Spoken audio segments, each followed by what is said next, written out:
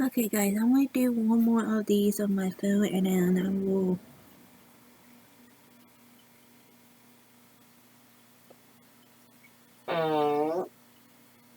Sorry.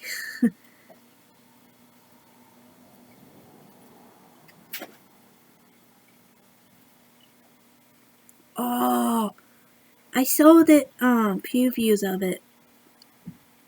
Top 10 things Pam and Tommy got factual right and wrong.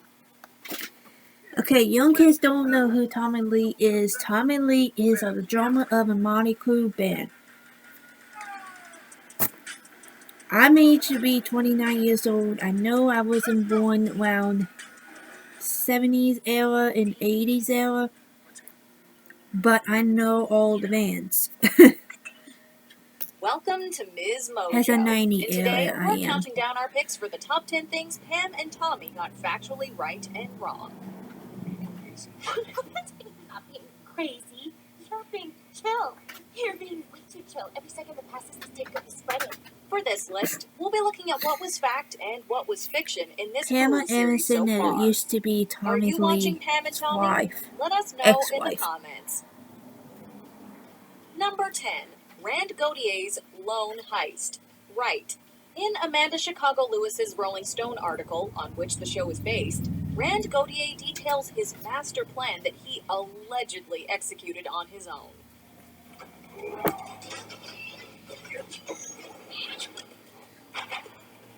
Some details are left to our and the show creators' imaginations, but the main details are accurate. As the series depicts, Gautier cased the joint for months leading up to the robbery on October 1995. And yes, he really wore a white Tibetan yak fur rug to disguise himself as the couple's dog. 2 While years it's hard old. to believe one man could lift and transport a massive safe I don't with know, no probably help, 3, 4 that's the years old. story. At least according to Gautier. Number 9. When they discovered the robbery. Wrong. In episode 4, Pam has an ultrasound and takes home a sonogram image of their baby. What? This is way too precious to leave out. At home, the father-to-be goes to put the image in the safe, but the safe isn't there. Uh-oh. In reality, Tommy didn't realize the safe was missing until he packed up his studio. This was around mid-January 1996. You know what? Don't worry about it, baby. They're gonna get it all back. The couple immediately filed a police report and hired a private investigator, as seen in the show. It's not clear when Pam first discovered the tape out in the world, though in the episode, she comes across the Baywatch crew viewing it on set. As well, though she was pregnant at the time they discovered the theft, it was with their son Brandon, as she actually had a miscarriage in real life during the previous year. Number 8. Tommy's talk with his penis. Right. She's so hard. You really think so? I do.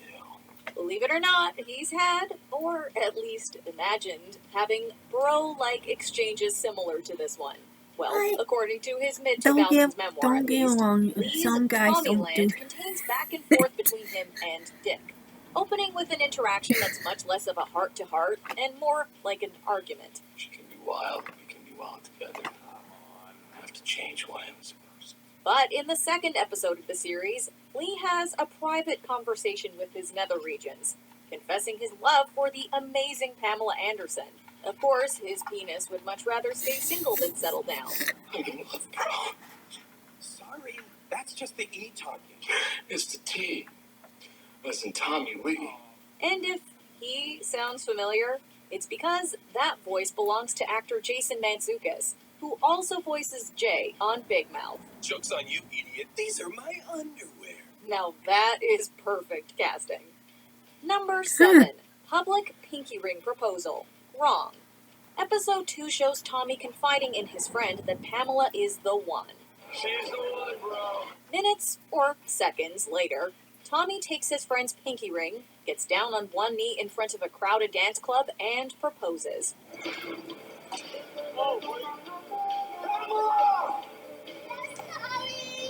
But the real scene was less dramatic. Would you do me the insane honor of being my wife? Tommy actually used his That's all own she pinky said, ring, okay? and the next day, the two exchanged vows on the beach. Since Anderson isn't a fan of jewelry, and because their love was so strong, the two opted for tattoos instead of traditional wedding bands. And if you're wondering if the couple actually waited until their wedding night to consummate the relationship, that's a falsity too, according to Lee. I'm gonna wait till our wedding night. Yeah. Number 6. Met and married within 4 days. Wrong.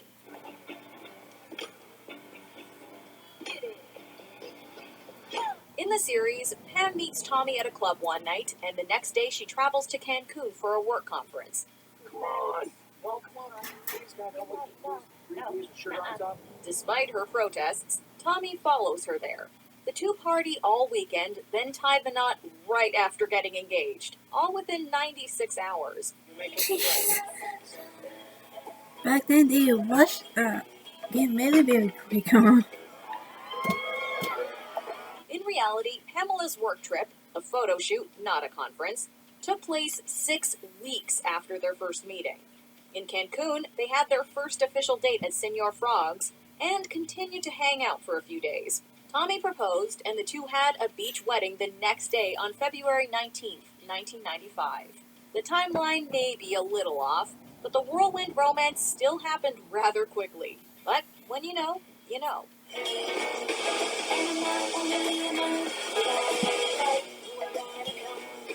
Number 5. Bikers came after Rand Gautier. Right. In episode 4, hired PI Anthony Pellicano discovers the whereabouts of Rand Gautier and pays him a visit. Hello? Where's the tape? After he gets the info from Pellicano, Tommy meets up with a biker gang who then go on the hunt for Gautier and Milton Ingley, aka Uncle Milty. Hey, Tommy. The two manage to dodge them a number of times, and according to the real Gautier, this is all true. Scrub a little shit. In the Rolling Stone article, Chicago Lewis explains a possible connection between the head of security for Motley Crue and the infamous Hells Angels. However, Gautier claims it was the Banditos, a Mexican gang. Number 4. Rand Gautier's occupation. Wrong. In the series, Gautier is introduced as a carpenter on the renovation team working on Tommy Lee's Malibu mansion. Meet the crew. This is Vinny, electrical shop. Dennis, plumbing. Right on. Rand, carpentry. Nice to meet you, man. But he was actually an electrician. Changing his occupation is an odd choice that doesn't seem to alter the narrative, but he was still a contractor nonetheless. You okay, Rand? Yeah, all good. The series also touches on Gautier's past adult film work, namely with his wife, actress Erica Boyer. Did I do okay? Okay. Yeah. That was incredible. The series may have downplayed his career, but he's apparently performed in roughly 75 adult films. And it's his connections in the industry that actually helped him distribute the stolen tape. Number 3. Held at gunpoint. Right. We were very clear that before we do any more work, we have to be reimbursed. The series shows the following events. After being abruptly fired by the indecisive, high-maintenance celebrity client Tommy Lee, Rand Gautier is understandably upset, especially since they weren't paid for their work. Done. What does that mean? Means you're fired. In real life, the unpaid sum owed was $20,000, though episode 1 depicts it as a little more, and Lee refused to pay for what he thought was a shoddily done job. Yeah, I can his ass. For what reason? For the reason he was doing a shitty-ass job, so shitty I didn't even pay him. The series then shows Gautier going back to the house to get his tools, during which Lee puts a shotgun in his face and tells him to leave. Freeze, motherfucker! Now humiliated and furious, Gautier devises his plan for revenge, which he dubs Operation Karma. Put down the toolbox.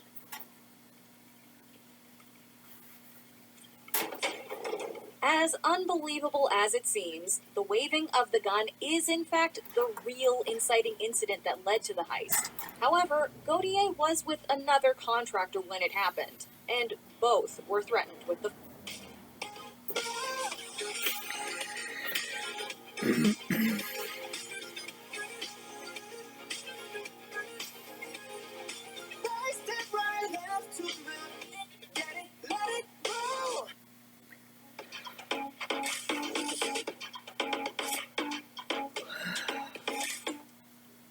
firearm.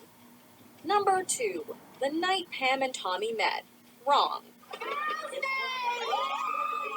I Love You, Tommy is all about the beginning of the couple's intense romance. I'm done with bad boys. Here we go. I am. I'm so over it. The fights, the drama. I've heard this before. You know what I want? Some nice, sweet, a regular guy. Something boring. Yes. Instead of meeting on a night out in February 1995, like the series depicts, the two were out celebrating separately New Year's Eve 1994 at LA's Sanctuary nightclub.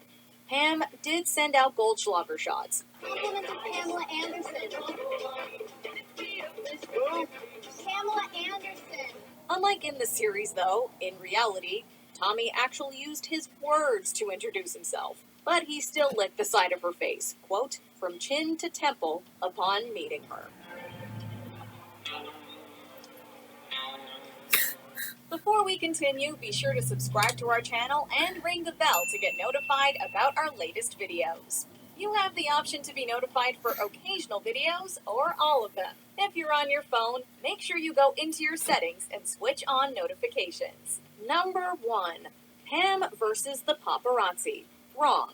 Being swarmed by tabloid photographers became a regular occurrence for the celebrity couple.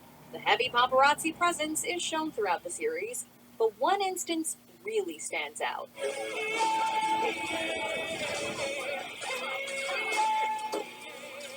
In episode 4, Pam receives devastating news about her pregnancy.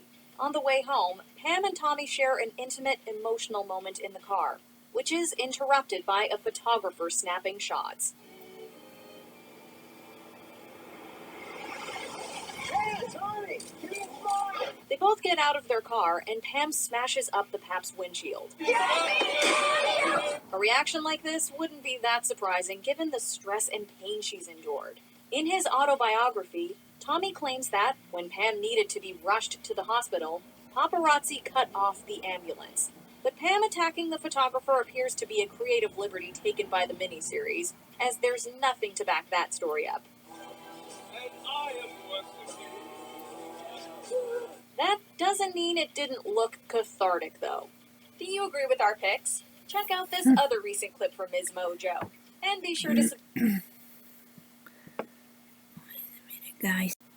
Hi guys, I see you might do one.